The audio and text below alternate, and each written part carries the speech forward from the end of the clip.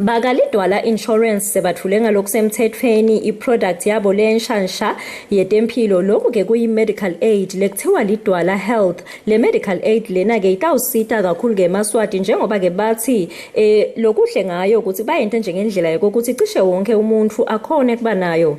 Ngiyakusho kwemnumzane Thokozani Kambule long managing director kaLidwala Insurance uvetile ukuthi baba kaLidwala Insurance kusenhlitweni yabo ukuthi bente konke lokusemandleni ukuthi ke impilo yemakhasimende abo ibe melula.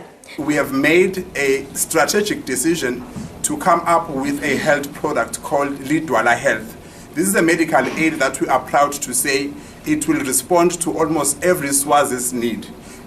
We understand that people's purses vary, they are in different degrees. Some people afford, some people do not afford.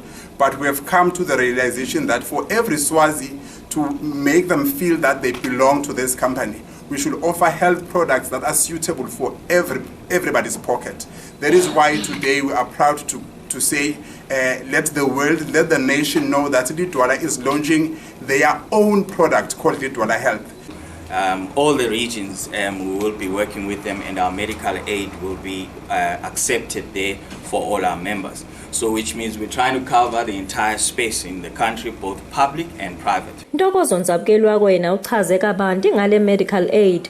Le medical aid lena kuthiwa ke itawusebenza ngisho nangaphandle kwakuleli cishe njengoba kunabodokotela labengcako ku12,000 lababhaliseke ngaphansi kwelidwala insurance. Edinzabente eMaswati channel kubeka noNhlanhla Thwala ngina noNtobeko Thabetse kaManzini.